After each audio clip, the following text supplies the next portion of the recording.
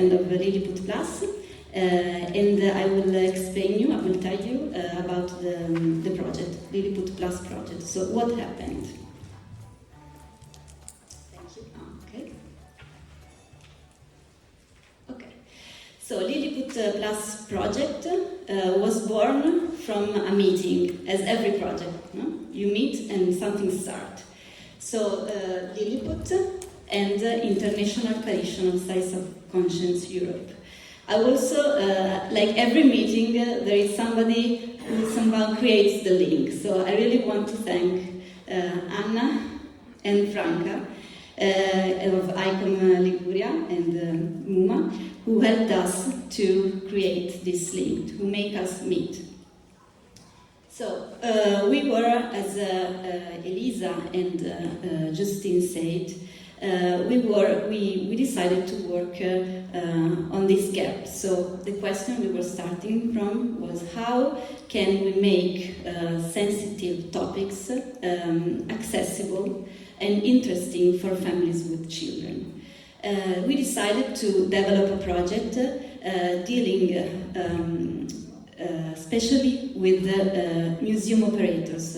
So our aim was to create and to test tools which could be useful for families and for museums to involve the families in museum and cultural places. So developing skills for cultural operators, and also finding solutions together with the families. The Lilliput Plus project lasted 1 year. This is the final event, the final congress, and we passed through 3 phases, 3 steps. One is meeting and choosing the methodology to test. Then we had the testing, the one you saw in the video. And now this is a meeting, so we are meeting and sharing our experience with others, like you, and also share the experience of the 2 networks, Lilliput and International Coalition of Sites of Conscience. Our expected long-term results is to give tools to cultural operators to increase the participation of families in the museums, so to make the museums be places even for families, because they are not conceived. Most of them are not conceived as places for families. So we would like to work on this specific kind of museums, the Sites of Conscience Museum, and find how if the Lilliput methodology could be used in this context. We choose the EACEA network is very, very big. So together with Justine, we choose, we look for 3 museums to work with. So the one you saw also in the video, and Justine also told about them. It's Galata Museo del Mare, the place you're in, War Child Museum Sarajevo, Museum Our Lord in the Attic of Amsterdam. Together with these museums, we used the kit with the family. The kit is this one, and you also saw it in the video, and is a tool which is thought as a tool for families, like a symbolic object to make the family feel welcome in the museum, and also to give the family ideas of activities to do in the museum. The kit is the same. We conceived this kit in our first project, the Lilliput project, and is thought as a tool which can be used in every museum, so the same one, but it's the thing which is changing is the activity sheet. So it's a paper which is given to the family with suggestions of activities that the family could do in a museum. The idea is not to guide the family through the content. It's not a kind of guided tour. The museums already have wonderful guided tours. The idea is to experiment a different way to stay in the museum, to experience the museum, to see the museum as a place where something can happen, not only a place where you can get knowledge in a passive way, but in an active way. So the kit is thought as a tool to activate families and to explore the relationship inside the family. So children and parents, aunts, brothers, everyone, grandmother, grandfathers, together. So adults and kids together. This was our challenge. To find and test a tool which could make the family feel the museum as their place, a place where they can create experience themselves, the experience. So the activities are not thought to learn more about what the museum is, but are thought as a way to relate with the place. Okay? So the kit is very simple, you see it in the picture. I show you. This is the focuser, okay? It's paper, you know. And it's a tool to focus the attention, okay? Very simple. Very easy to understand. Then you have a notebook, a nice notebook, a nice object to use also. And a tangram. This is in paper, you can separate the pieces. And with the tangram you can create shapes.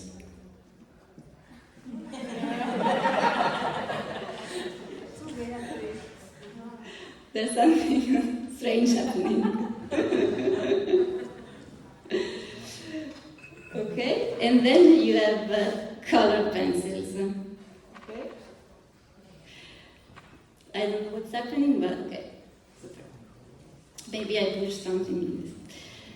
So this is our simple, very simple tool. We translated how did we work with the museum. We worked in distance. We didn't go to the museums, but we always co-design the activities with the museum. So we trust the experience of the museum workers. We're not training somebody to do something that we know more, but the idea is to connect the experiences and create together something new. So we translated the kit into Bosnian language and into Dutch language and into English, because the original is in Italian.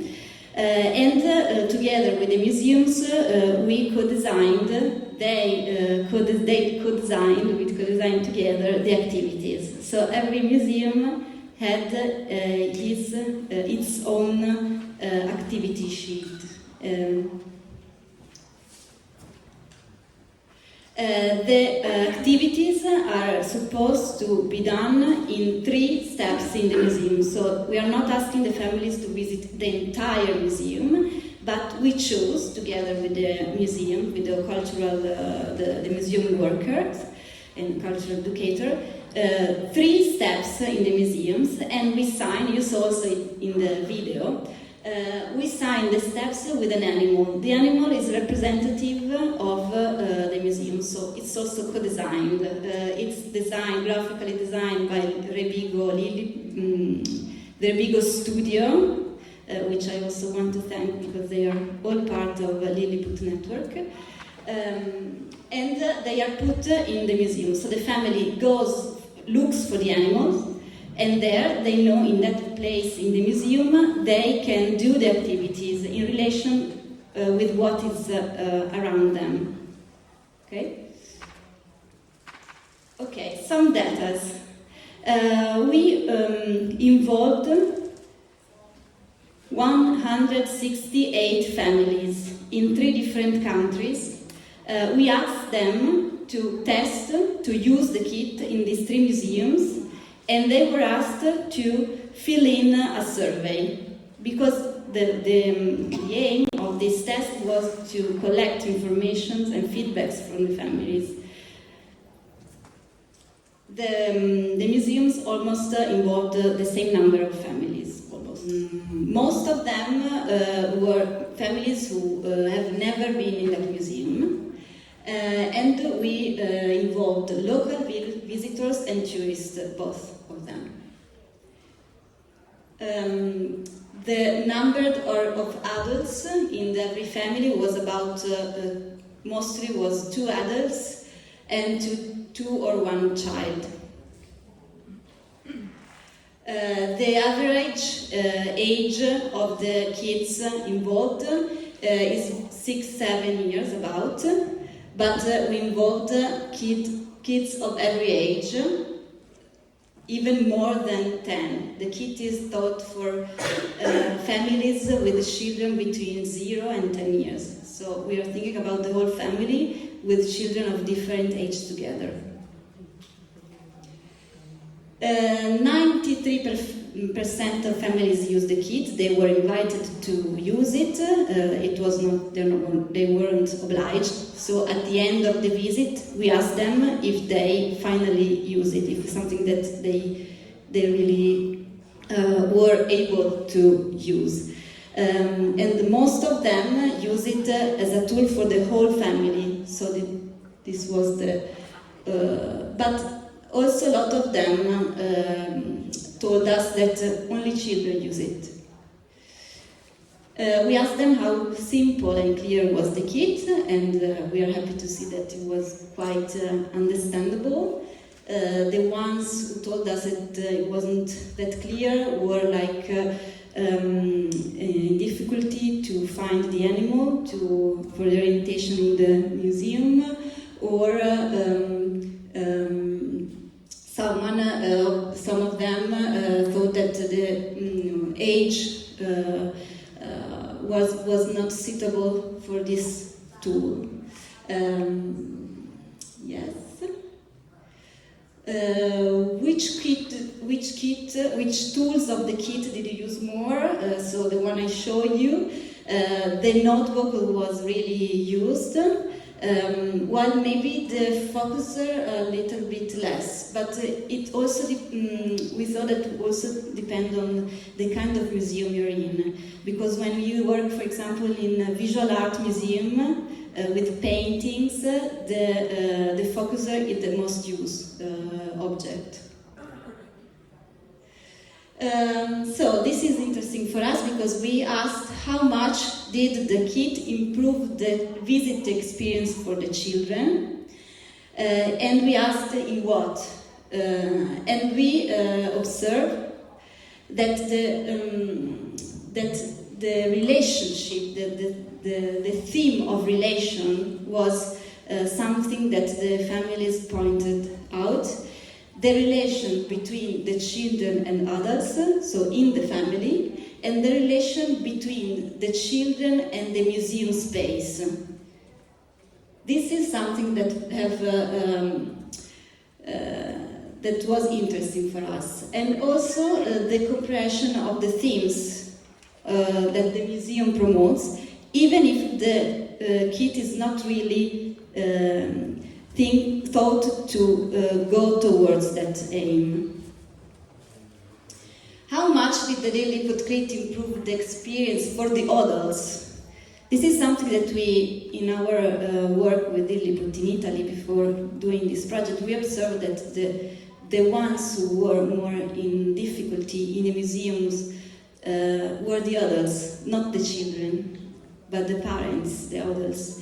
They didn't feel well in the space, they didn't feel they could do things. So for us this question was really important because we wanted to know if the Lilliput kit could help people to feel better in the museum.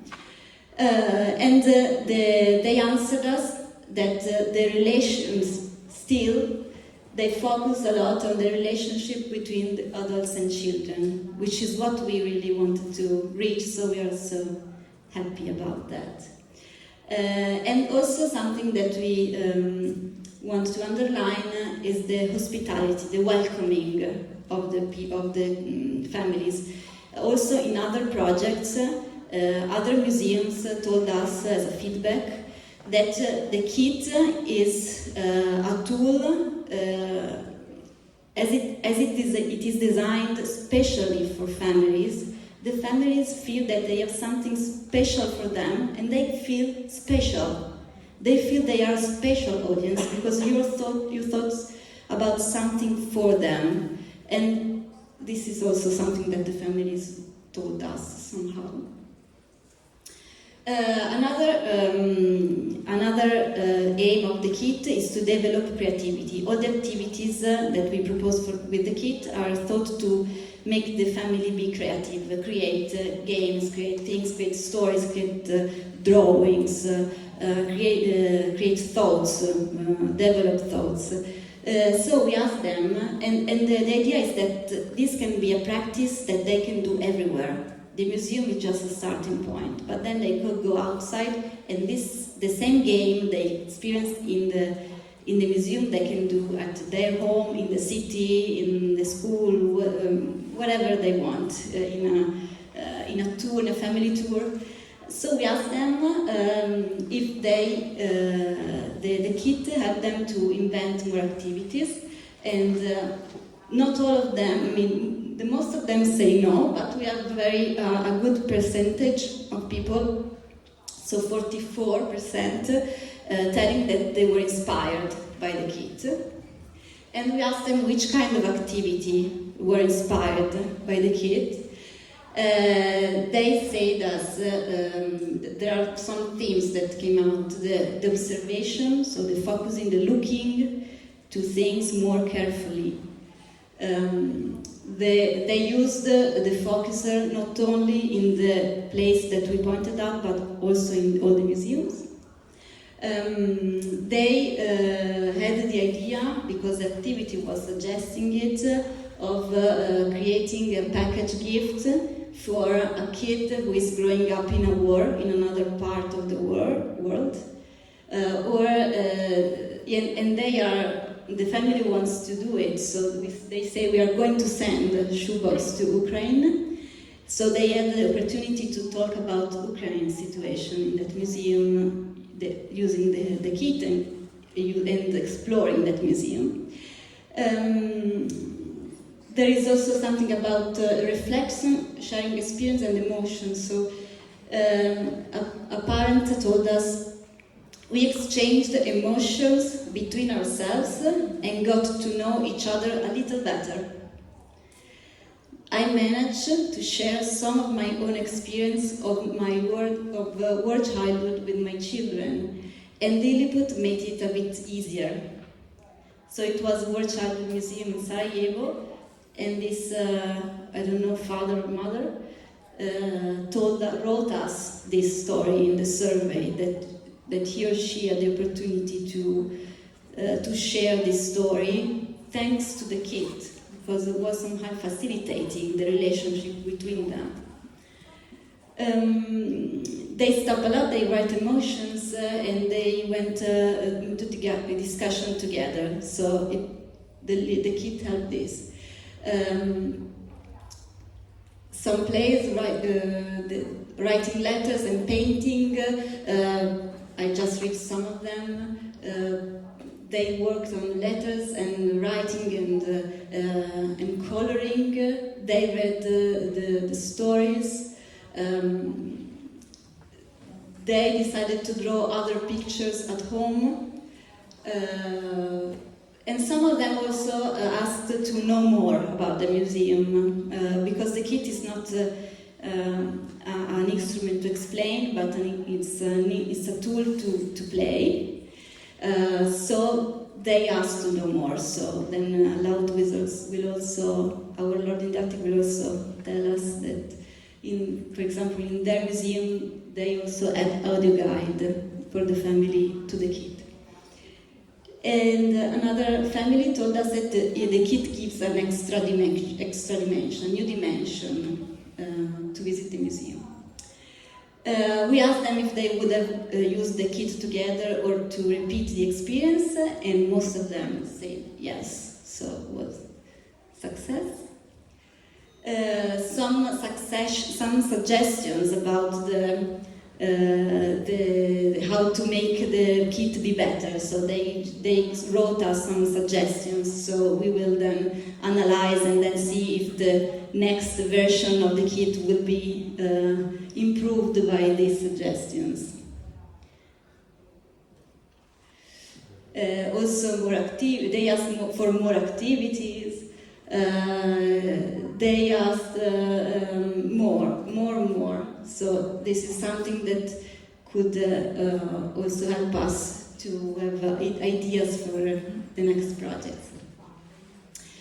So it was a really conclusion. It was a really good experience for us to collect information about the Lilliput kit and to see if it could work in EACEA Europe Museum. But now I want to involve and to make you listen the experience directly from the protagonist of the project. So I invite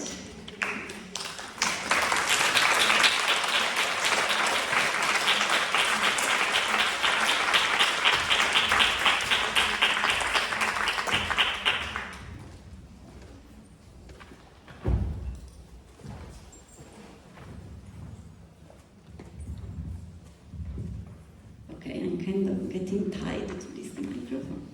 Okay, so I want to introduce you Merima Ražanica, lead educator of World Childhood Museum of Sarajevo.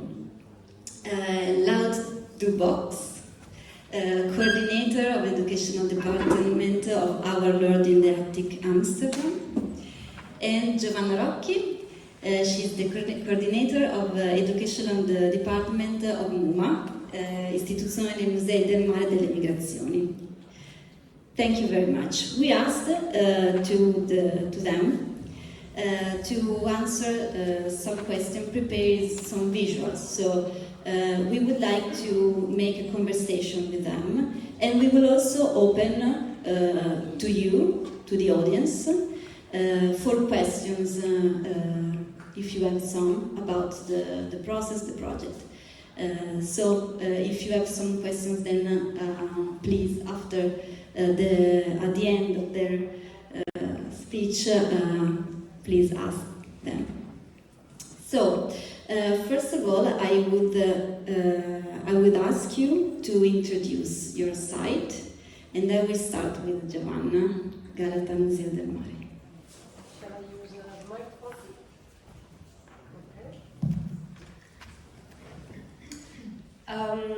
Genoa has had a big part in the history of Italian migration.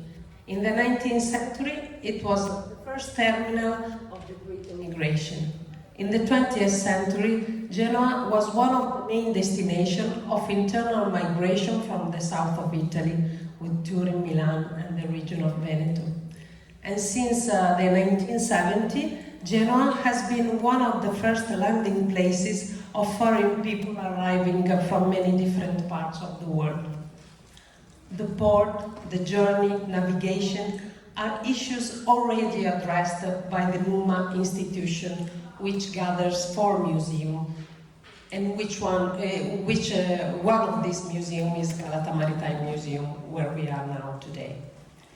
Galata, since 2011, had the MEM section, which tells the story of Italian immigration by sea and recent immigration to Italy.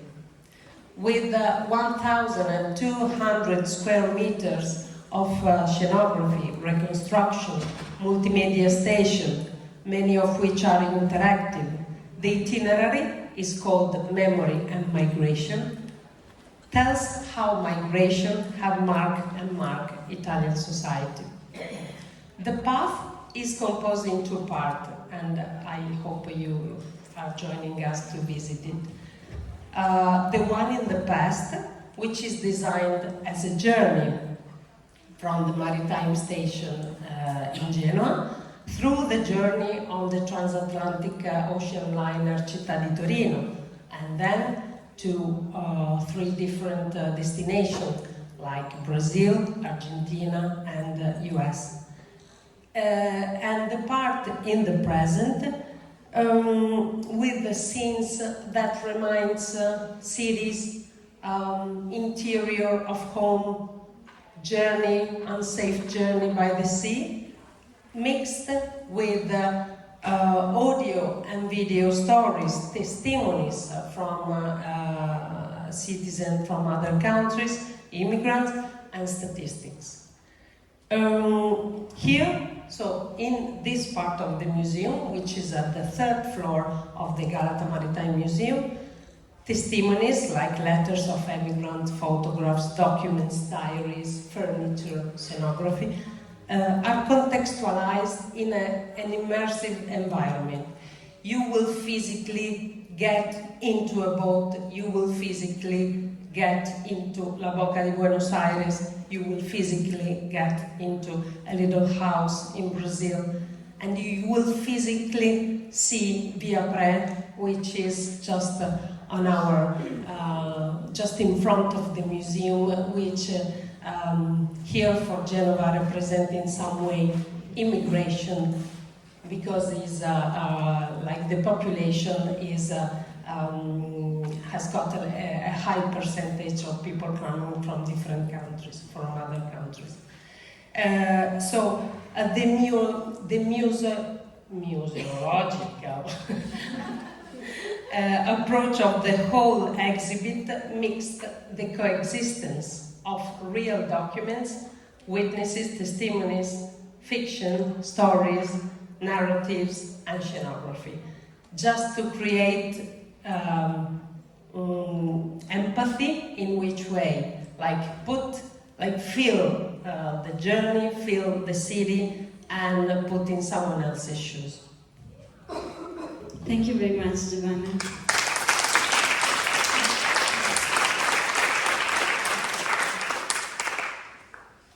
Loud. Okay, yes, you can take it.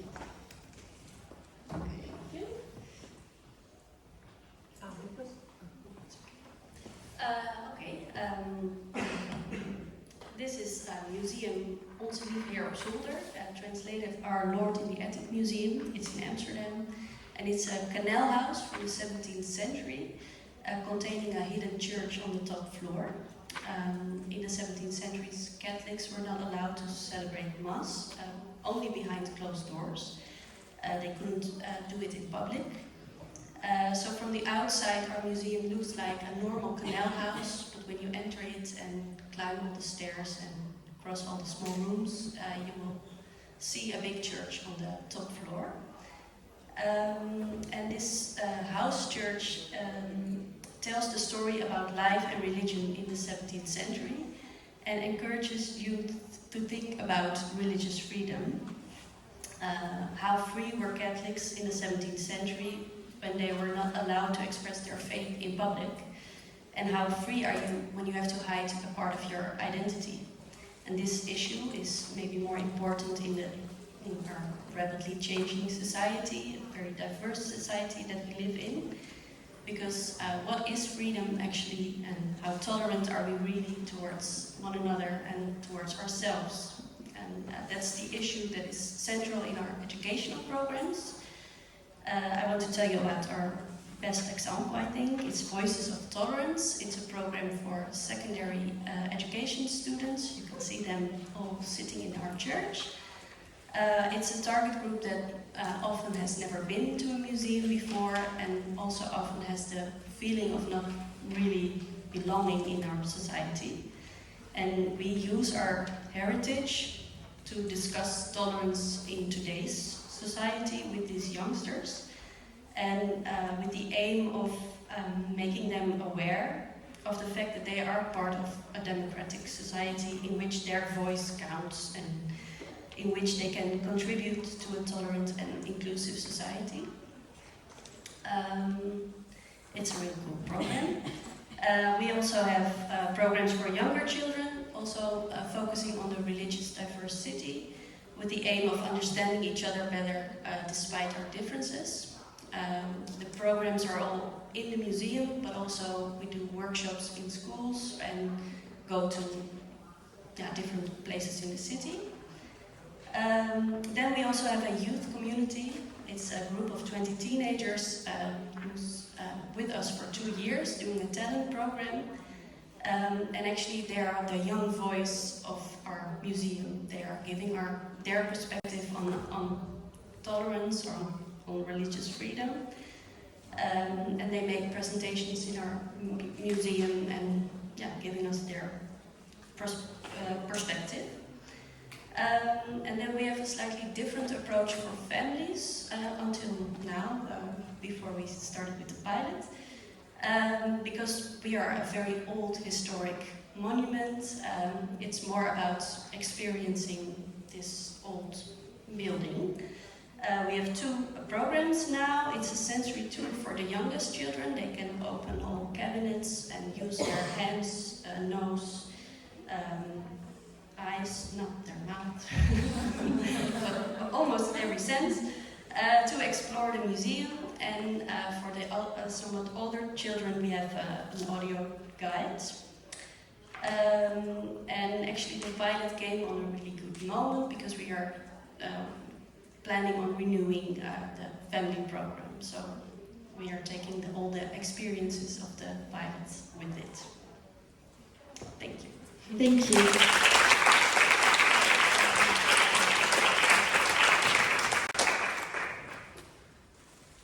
Merima. Thank you. Hello, everyone. So I'll just tell you a bit about what the War Childhood Museum is. So the War Childhood Museum was opened to the public in 2017, so it's quite a young institution actually. Through its collection that counts more than 5,000 personal items and personal memories from more than 16 different conflict and post-conflict zones in the world, we aim to present the multi-layeredness and the complexity of the experience of growing up affected by armed conflicts. So of those whose childhoods were affected by armed conflicts in the past, but also of those whose childhoods are at the present moment affected by armed conflicts throughout the world.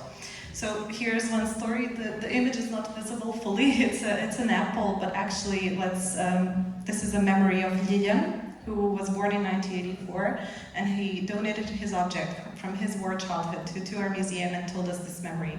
So he says, "We did not have much during the war. Sometimes around its end, I received this apple. I was so excited that my immediate reaction was to bite into it. The apple was made of wax, and at its base was a pencil sharpener. My teeth left an imprint, a reminder of war childhood." So by exhibiting personal items saved by individuals from their war childhoods, together with the personal memories that are connected to them, the museum presents the multi-layeredness and the complexity of this experience of growing up during the war, while also trying to underline the resilience, the strength, and the hope that are also present even during such difficult contexts or moments as armed conflicts are. So the museum as a site of consciousness is actually a space that includes the perspective of children in the broader narrative about wars, because usually you would get the perspective of adults when talking about war, or of governments, of those taking an active part in armed conflicts, but very rarely of children who don't take part usually in these armed conflicts. In post-conflict societies that stay divided for decades, sometimes after the conflict ends, sometimes it's really hard to find a common ground or a point that can start a conversation, something that can spark understanding or agreement about these lived experiences of those who were living in the midst of these wars, the conflicts. So we at the War Childhood Museum, we believe that talking about the experiences of children and the adverse effect that going through the war childhood has on them is a good starting point for conversation and for understanding, because everyone on every side can agree that children do not usually, as I said, take an active part in the conflict, but they nevertheless suffer all of the consequences of them. So for the participants of our exhibition, for children and for youth who have been left to deal with this burden of the past that they were not a part of, but also for all of the visitors of our museum, the museum becomes a safe space to engage in a transformative conversation about the conflicted past and to try to learn from the mistakes of this past, while also trying to reimagine a safer future for all. So through our educational activities for children and for youth, which are mostly focused on peace education, of course, some object-based learning activities, as well as performance workshops based in image theater, for example, our primary goal is, as Giovanna already mentioned, empathy development, which is crucial, I think, in any kind of museum that deals with difficult topics. And helping children recognize their own agency and their own role in the process of peace building. So this leads to them being more engaged in the activities that will catalyze a positive change in starting maybe from their own experience or their family's experience and the interpretation of their war childhood experience or war experience, and then understanding of their own experience. And while it catalyzes this small change in the family, it also affects a positive change. It brings a positive change into the society at large, we hope.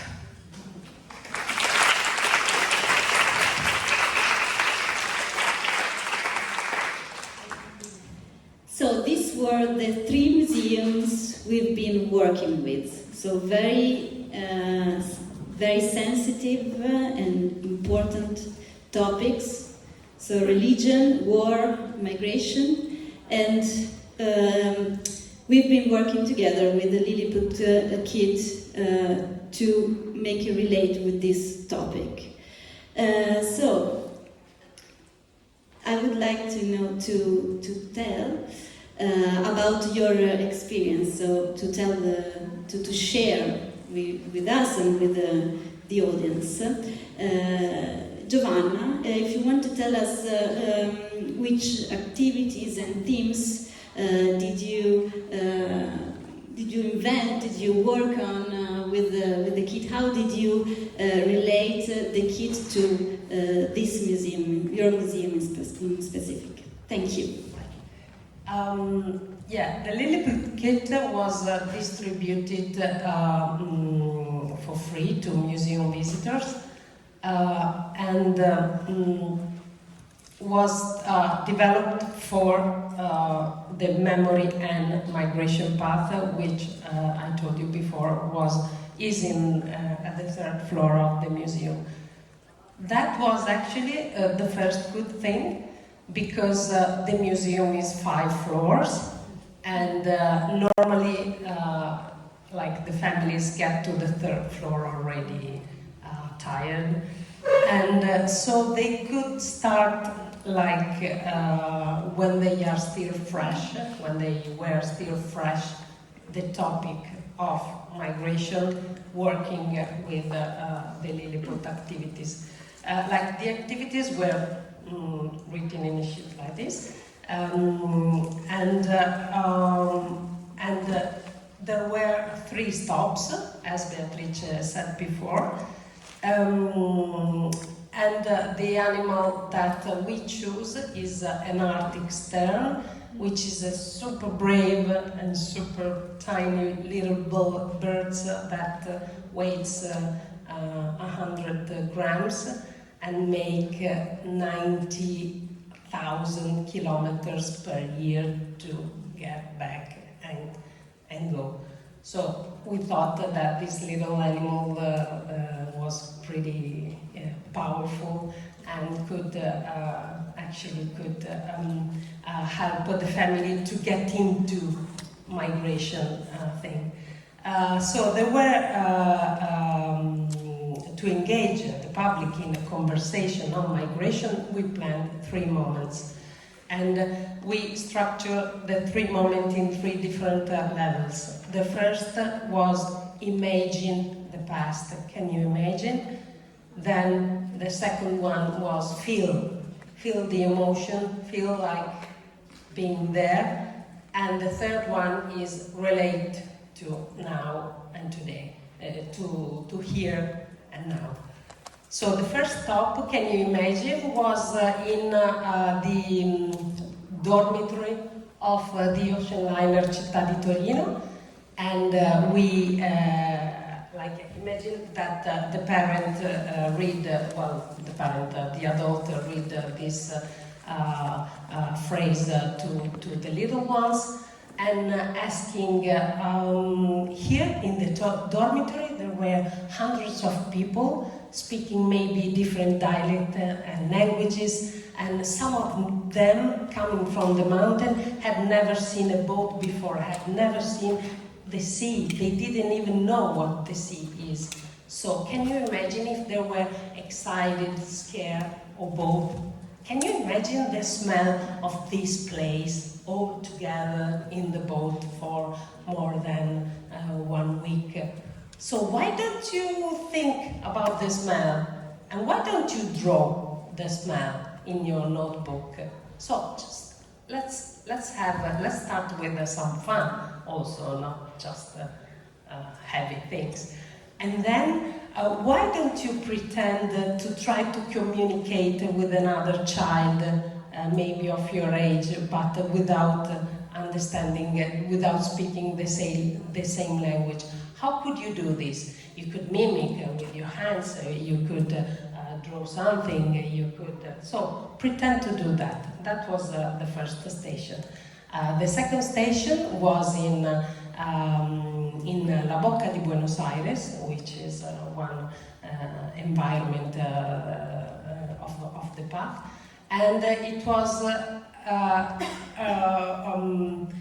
based on the power of culture and on the power of memory of things that someone that is living far away from their own land is getting attached to objects. So La Bocca di Buenos Aires looks like houses in Liguria, little colored houses in Liguria, and and you see in the path pictures of Buenos Aires with like a Ligurian restaurant, and there is the tango played in the room because also the music was important.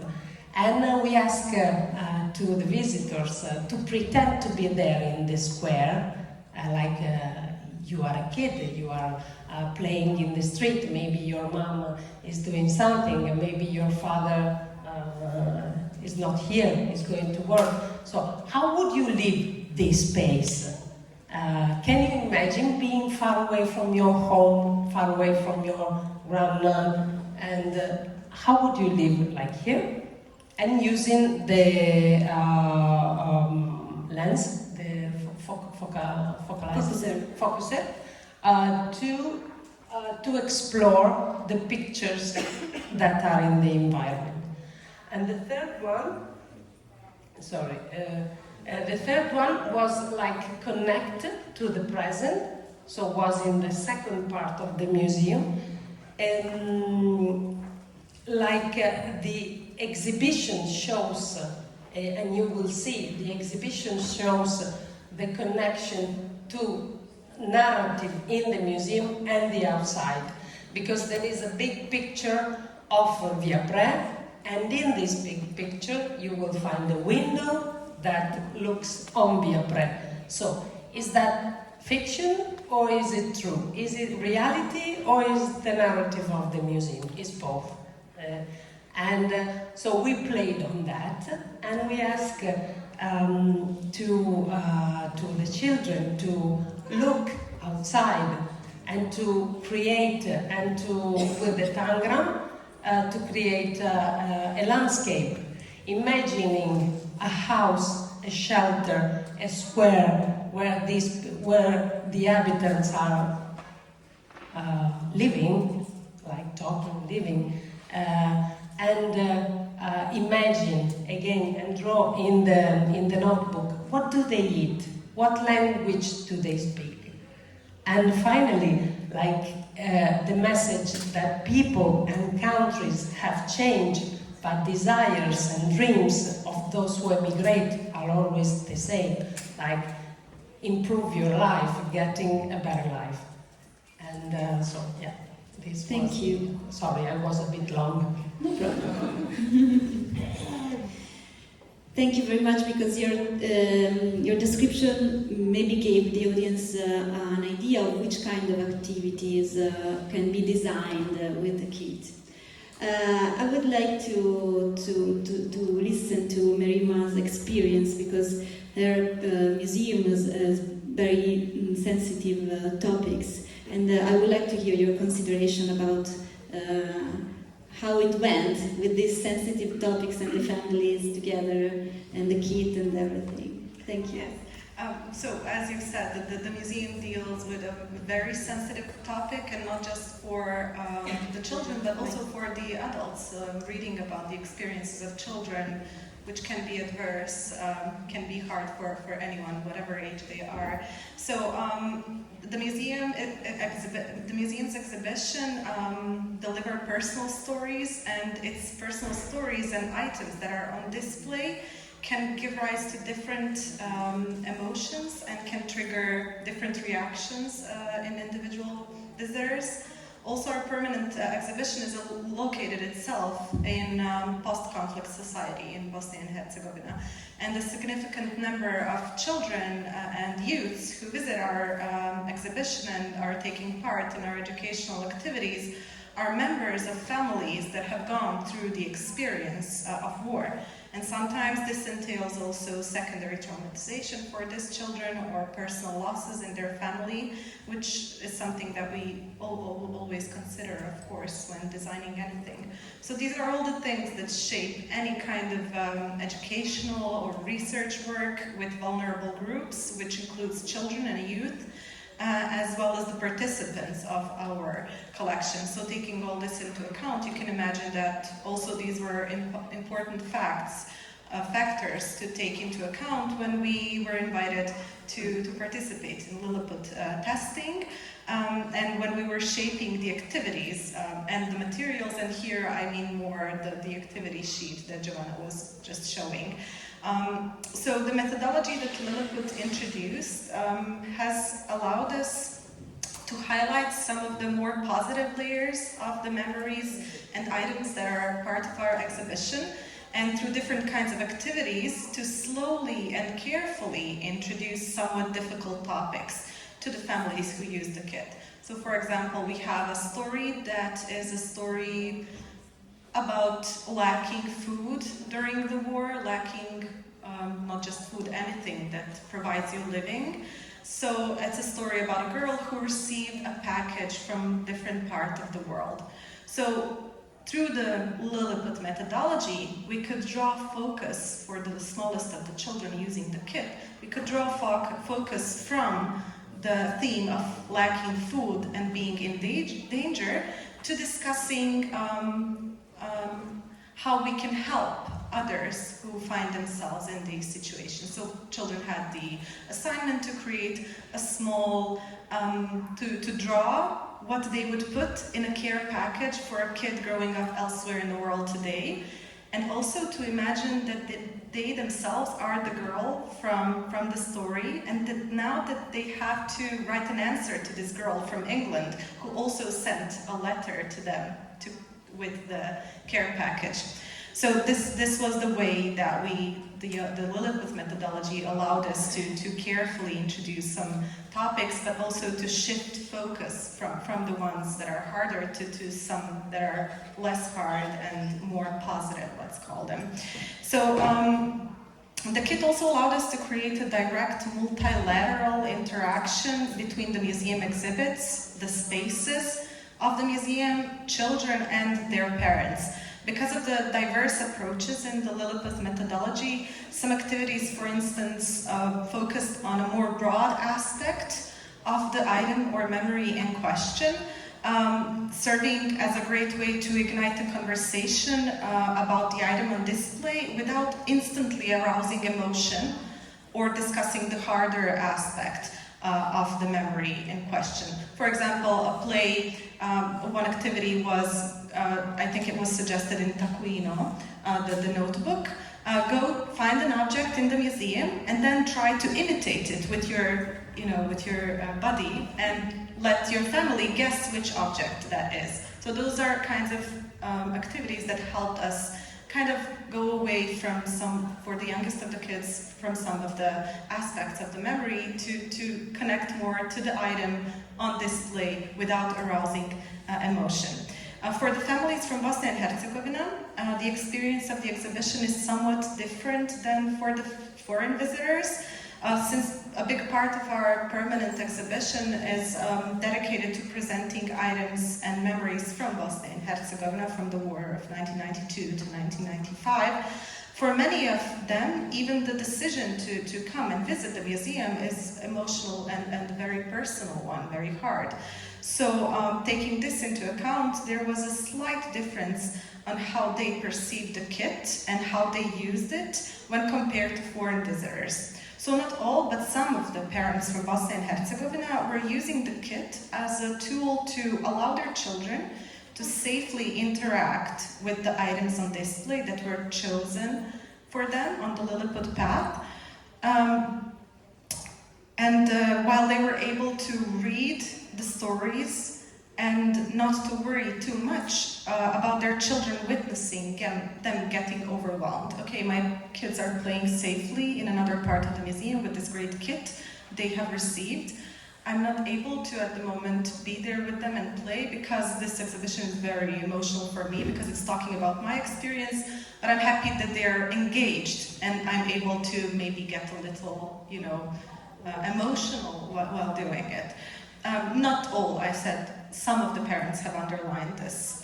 Other parents also conveyed to us in an informal conversation after the visit that the kit allowed them to start, in some ways, the conversation about their own war childhood experience with their children, which is a hard conversation to have, of course. And this was directly connected to the assignments in the kit. Because one of the assignments, for example, in Taquino, suggests maybe in your own house you also have an object similar to that in the museum. So when you go back, you can try to find those items and maybe discuss. So a lot of people who have gone through the war childhood experience, who are now adults, are saving objects. And some of the parents said, after the visit to the museum, I will show my daughter that object in the exhibition that I have also from that period, and I used it in the same way. So these are just some examples. One of them also stated that because of the Lilliput kit and a great experience their kids had while using it, their imagination was very much awake, not just during the visit, but after the visit, long afterwards. So they asked many questions after the visit, and it allowed for the conversation about the museum and its exhibition to be prolonged for a few days after their visit, which I think is very important, the long-lasting effect the museum can have. Thank you very much, Merima.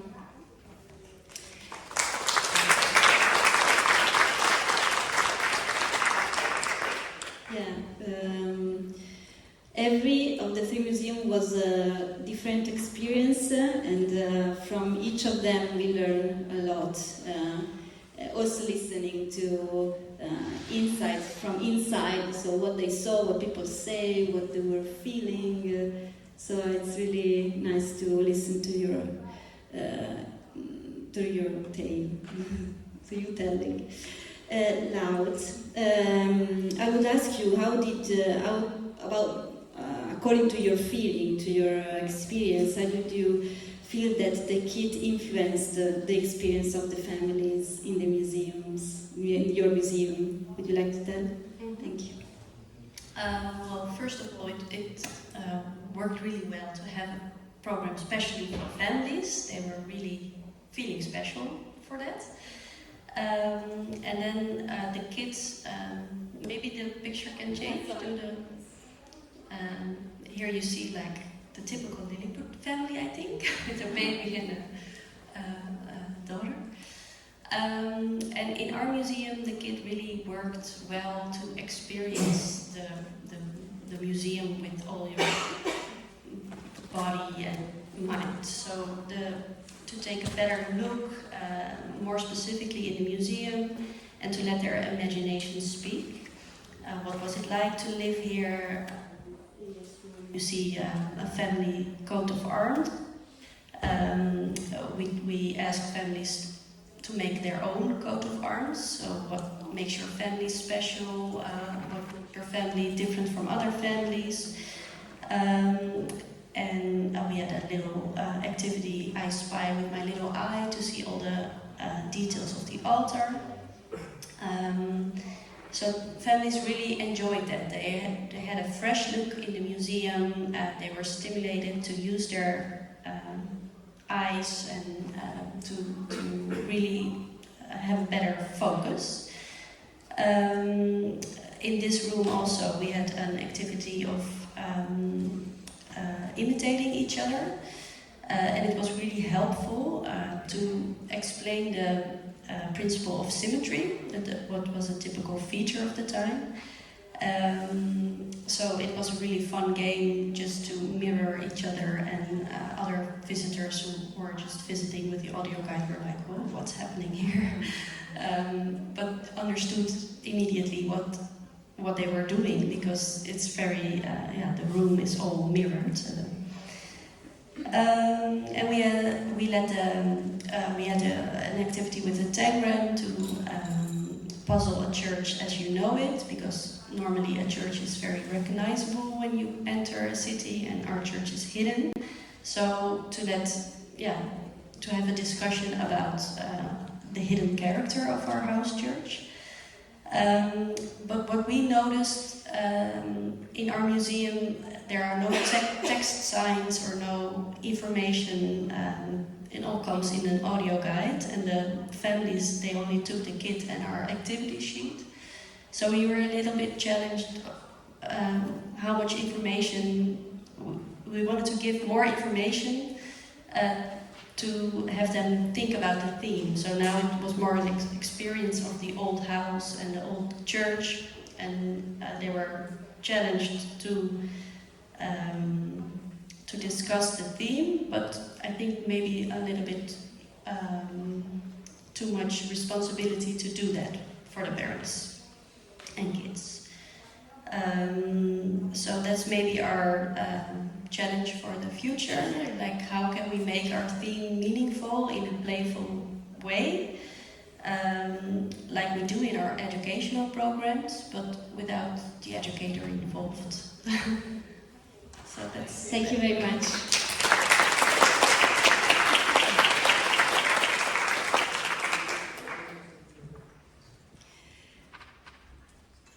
Another question for the three of you, which is my last, so then the audience will be able to ask also questions. We asked to the three museums to share some lessons learned that, according to, starting from this experience, they learned, and that can help them to work in the future. So, Giovanna, do you want to share? Right. That is the window. The microphone. Okay, that is the window I mentioned before. First one, fun and breathe. Like museum path can be long, can be tiring. So have something that breaks il passo. The step, the step the time of the work is really useful. Generates some laugh and generates connection, of course, as Beatrice said, with the family, and make things come more easily. Second one, like awareness as a process. Also, we notice in the year that there is a tendency to regard consider past migration different in substance and quality to the contemporary one. And maybe with these 3 steps, 2 in the past and 1 in the present, we underline the idea, and the idea actually came out that, as I said before, people and country have changed, but the desires and the dream of those who migrate are always the same. So that was the main thing. Living the spaces. Spaces are the first step to create a connection and empathy, because you feel and you put in someone else's shoes, you imagine, and you feel you are doing something in the place where you are. Young plus grown up, win-win. Engaging the little helps the adults in getting engaged too. Like, adults sometimes doesn't really want to play the game like they are adults and they don't care, or they can't be bothered. And but when there is a little one that maybe just need this activity to be written, adults get more involved and more engaged, and they feel just more relaxed to transmit something to the little ones. So actually this was really, really helpful. And also the adults get more relaxed, and they don't just go like that after many, many floors that sometimes we see kind of zombies hanging around.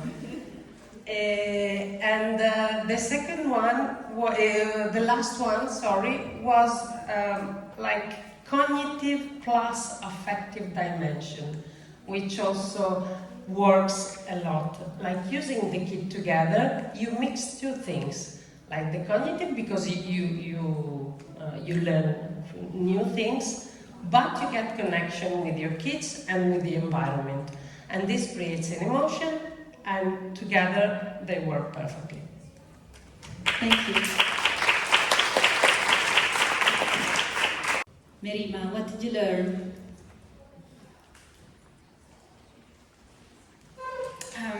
So our educational methodology is somewhat similar, very similar, I would say, to the one that Lilliput introduced, but during the testing period, because activities were planned for younger and a bit older children, we've seen how even the youngest of the children can have a meaningful connection with the exhibition spaces and the exhibit if the parents or guardians are included.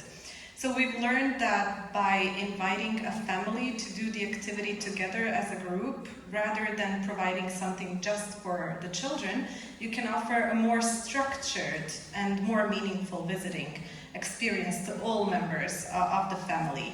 It entails, it is true, a more dedication from the parents and invites them to have a more active role in the visiting experience, which is not something that everybody on the first wants to do, but it gives so much more if the Lilliput kit is really used in a way that it was intended to in the museum. It really engages and gives so much more back.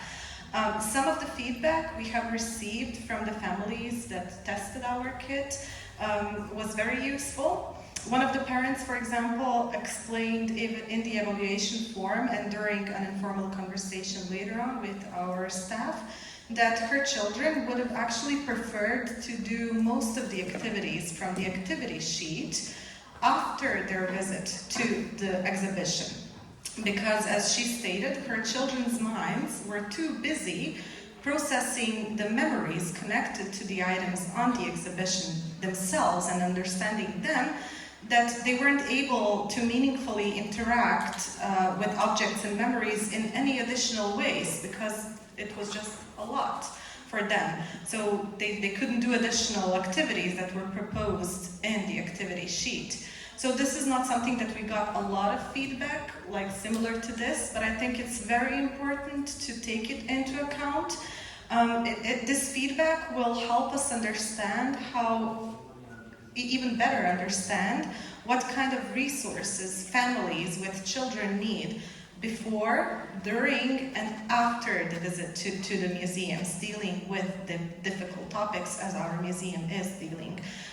So from this feedback, we can draw the conclusion that in these kinds of museums, a material for reflection after the visit should be a resource created by the museum and at the disposal of the family, as processing difficult topics and contents in general takes a bit more time than processing other kinds of information or content. So meaningful conversations, meaningful conclusions, and learning only takes place after the body and the mind have processed the information they were exposed to. So that's something to connect together and to draw a conclusion about giving the resources for reflection after the visit. This will in the future inform more of our educational activities and materials that are directed towards families visiting the War Childhood Museum. That was the main thing we got. Thank you very much.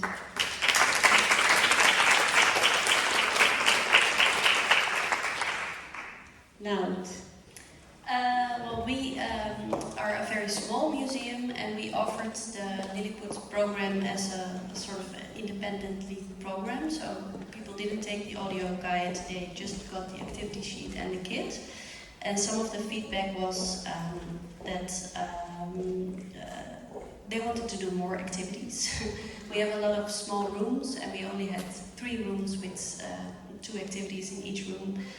So a lot of rooms were skipped, and they felt like, oh, what is there? We want to explore that room too. But that's, in our museum. So I think when you use this program or use this kit, you have to look at the conditions very good to make it really fit in your museum. Here you see families sitting on the floor. This is actually how big the room is, so not many other visitors could enter the room. So that's also, we really like the creative approach and the playful activities, but we have to see how we can really implement them in our museum. So that's one lesson learned. Also, what I just already said, there has to be a good balance between giving information and leaving enough room for your own interpretation, originality, and creativity. So that was something that we were struggling with. And we also sometimes got the feedback like our kids are too young for this, so maybe we had now activities for 2 to 10 years old. Maybe it would be good to divide that and to have an older program and a younger program, also in information and what you can discuss. It's important to have that divided, I think. Let me see. And maybe in that. I think maybe you also said it, but if you have a program for the whole family, I would really like it if the whole family can read the instruction or is allowed to take the instruction in. So maybe now we have a sheet and the parents have to read it because a lot of children cannot read yet. And then parents sometimes get in the role of I am your guardians and I have to teach you something. So to have a real equal a relation, maybe that would be also nice to search for a way to give the information on a way that they can both understand it. Yeah. Thank you.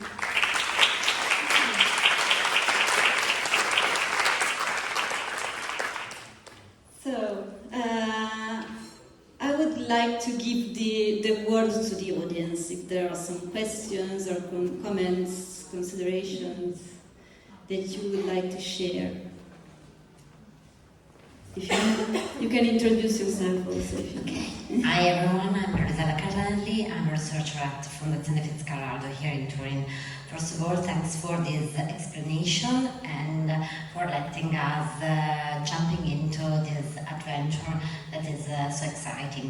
I have just a question about, because I found very interesting when you spoke about the customer journey, so how and to keep in touch with the families and the visits, so after, before, during and after the visits. So I was wondering how the kit was introduced to the family and if there was a kind of explanation even to let them understand that it could be a funny way to visit and to enjoy and to engage with the museum, so even to gain what you were saying about not assuming that now I'm teaching something, but we are making something together, so we are on the same footstep, even if I'm maybe reading something because you are not able to read because you are too small. So how you prepare this to jump into the museum? Thank you. Thank you for the question.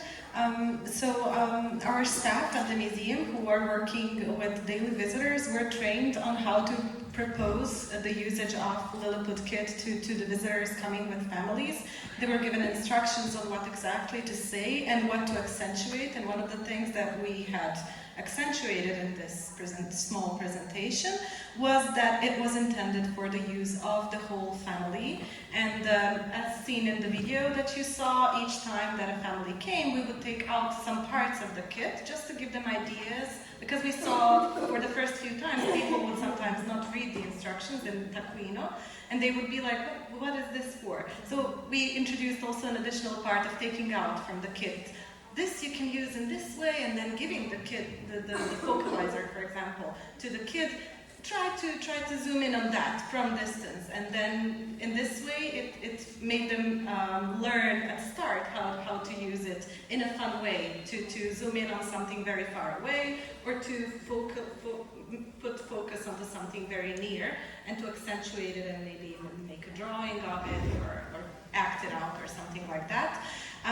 What I was talking before about before, during, or after is something that we've learned throughout the project. I think it would be very useful if there, in the future, maybe in the future development of Lilliput, there could be on each participating museum, using this methodology, a separate web page site where they could download some activities for preparation that are using Lilliput methodology, just to kick off learning in this realm of Lilliput methodology before you even come. So you're already in that mind frame.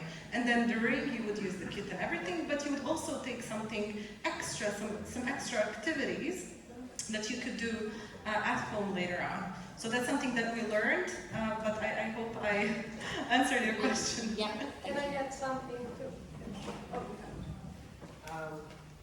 Yeah, thank you for asking this, because it's super interesting, like also the first phase. We knew that the kid could put in the bag and forgot for all the time spent at the museum. So what we made was like a call on the social, on the website, like bargain. You have the kit for free. The first one that reserve this wins it, or something like this. And they had two phone numbers. My colleague Dominga, that is working on education, and me. And so while they were reserving the kit, we were explaining how it was working, that you have to play the game a little while. We give you, but we need your feedback. We need you to get engaged. So there was a kind of preparation before coming to the museum. And then,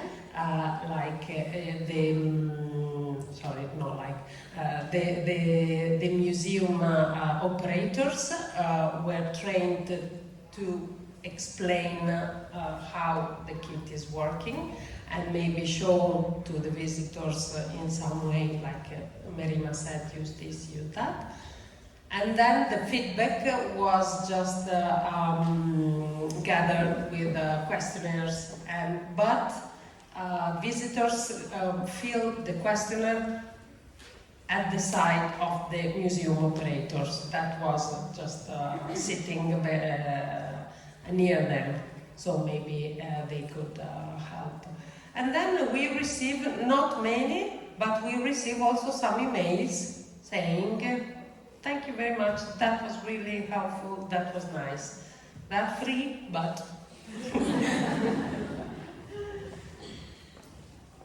Lau, do you want to add something?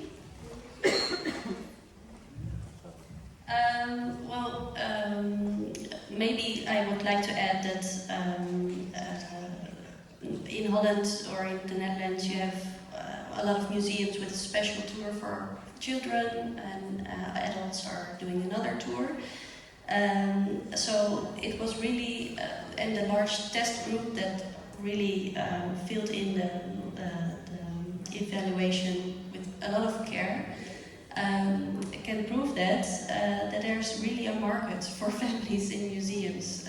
So it was really, it also changed our look in our museum ourselves. Like, okay, we should really do something with this because people want this. Nice. We have another question. Yeah, thank you. I'm Ilaria Morganti, and I'm a cultural. I work in the cultural field as a cultural project manager. And first of all, congratulations for the terrific job you did. It's very interesting and beautiful. And my question concerns the kids. I would like to know if you involved the kids in the design of the methodology and of the experiences in the museum, and if you get any feedback from the kids. I was wondering if the kids were involved in the questionnaire, for example, and if they can fill in the form. Thank you. Thank you for the question. I answer on behalf of the Lilliput team, and then if Elisa wants to say something.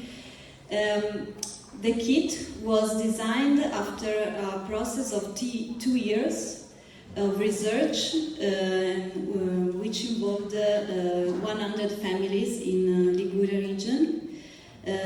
We brought 100 families in 6 different museums, and then we asked the parents to fill in a survey, and we asked the children to take part in activities to collect their point of view. So it was not a survey for children, obviously, but we work with photography and talking with an educator specialized in this, and we collected their point of view. So we found out that they were interested from things that others weren't interested to. So we found out that they had a different feeling of the place.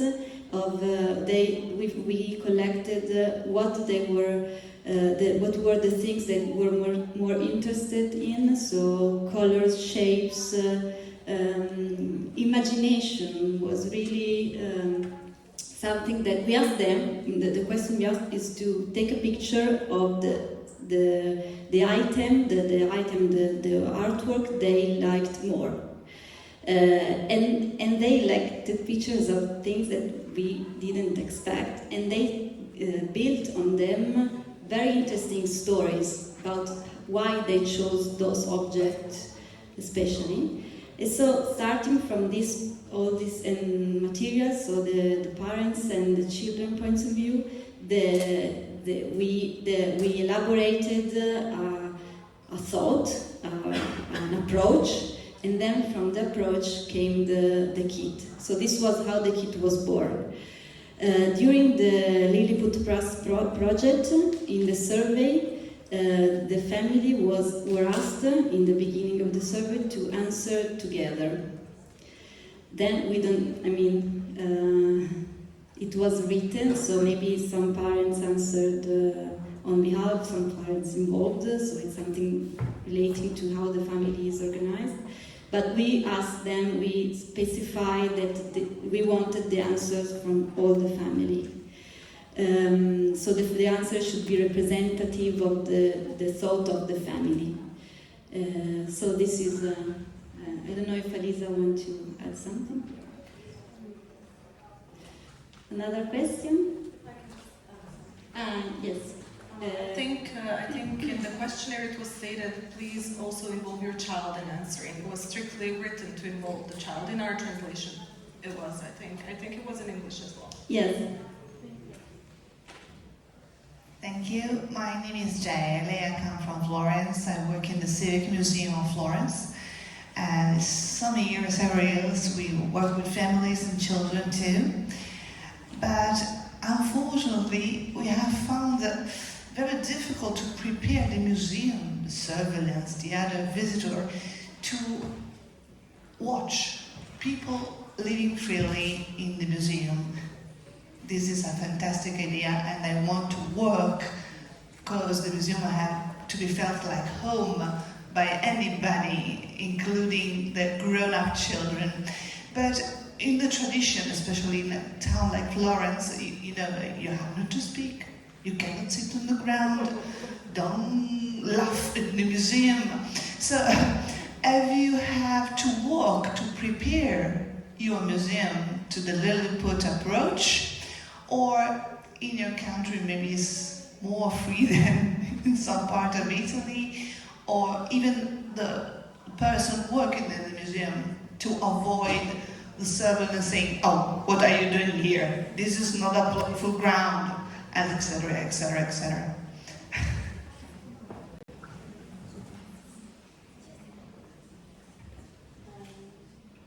Yes, I would like to answer that because we had a similar experience actually.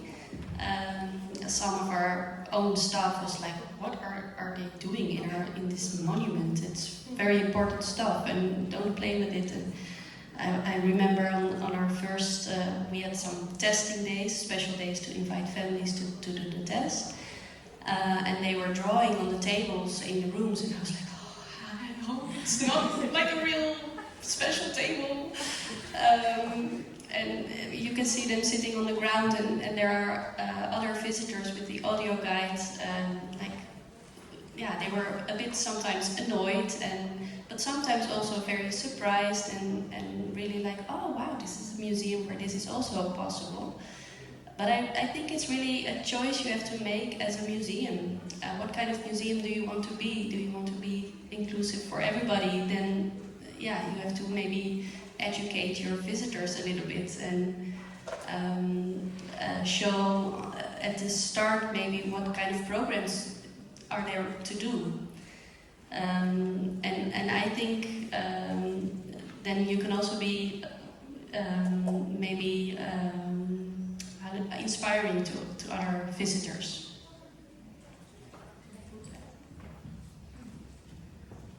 So thank you for the question. I want to add something. I think there is an additional dimension here in recognizing museums as spaces to play at or to laugh at when we're talking about museums dealing with difficult topics. Because when you come to the War Childhood Museum, you expect to be very sad and have to have respect towards the objects on display, to the owners of those objects. And sometimes people are like, "I shouldn't laugh at this. There's nothing to laugh about. We should never laugh at this museum. We should just be very silent and have a straight face." And this also is true when families with children and school groups come. So we as a museum are aware that learning for children is through play. It's the best way to learn. And it is not watering down the meanings of the museum if you are doing it in a way that is suitable for children. So the museum as an institution is using this approach, of course, but we are sometimes there are comments in a sense of, oh, you're watering down, how can you play in the museum that represents such experience, you know? Children should know, especially the persons who have themselves had the experience and are, of course, traumatized, and they have a strong will to just tell children, even in a way that is not safe for children, about the experience so that they would know, you know, in a way that is not safe. And we are trying to push back a little by little to allow, for example, when we get a school group of children coming to the museum, sometimes teachers will be, before you start, I need to say something. No talking, no this, no that. And I'm like, no, actually at this museum we can all talk and we can speak to each other, we can discuss, avoid, you know, any kind of doing something that would arouse other people, but you can just act normally. Or, for example, when we get a group of kindergarten kids, the first thing I do with them is like, okay, let's get acquainted with the space that we're going to use today, but choose your favorite animal, and let's all walk through the museum and make sounds of our favorite animal. Like we're animals visiting the war child. It's for the kindergartners, so that they can feel that the museum is a safe space to act as a kid, not as an adult. So we have to invite small steps to make them, show them physically, us, that it's safe to be a kid in the museum, even a grown-up one, as you said. Thank you very much. Okay, last question. Then we have to close. No, okay. It's okay. May I ask? Okay. I'm Christina Gazzola from Mu.MA Education, the educational department of Mu.MA, Fondazione Musei Civici di Venezia. I was wondering if the project network discussed about families with children that have requests of special needs, and if you guys have an experience about, I don't know, children with visually impaired or with cognitive difficulties. Thank you.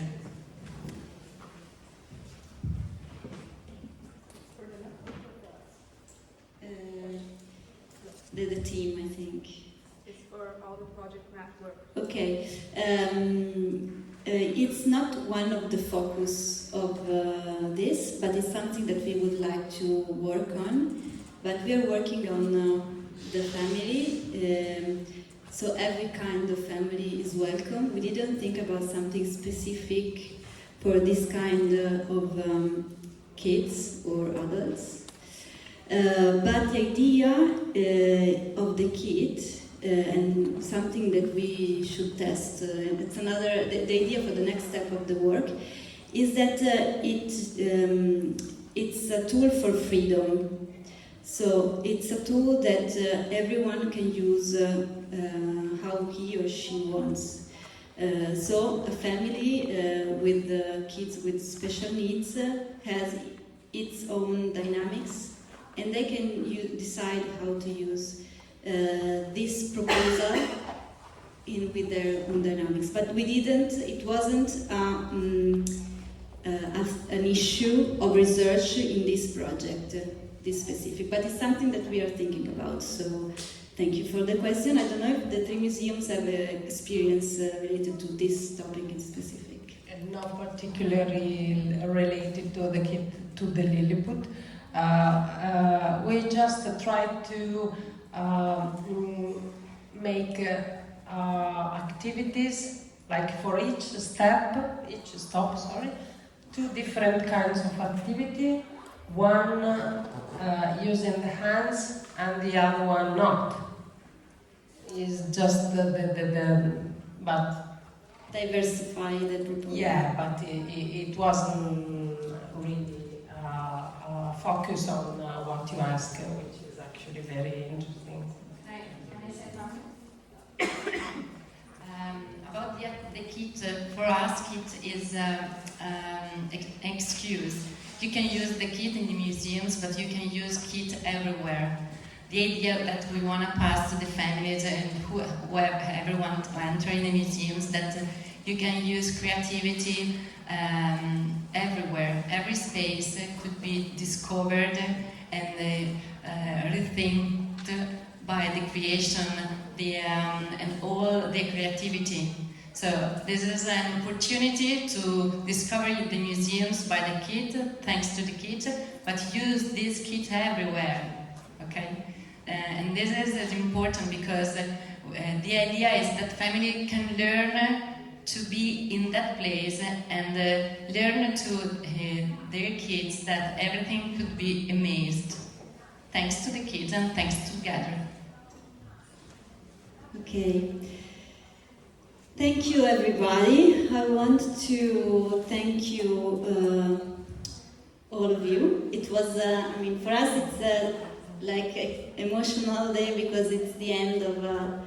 So I want to thank Luit, Merima, and Giovanna for your sharing and also for all the work you did. And I want to thank all the teams, the staff of the 3 museums who've been working with you. I want to thank the Lilliput team and Lisa Moretto, Francesca Posenato, and Arianna Zuppello, Silvia Venturi, Barbara Schiaffino, and Alessandro Mazzone, who worked on all the data and the analysis of the data. And I would like to thank Justine Di Maio and Elena for all the work we did together. It was really a learning experience for every one of us, I think.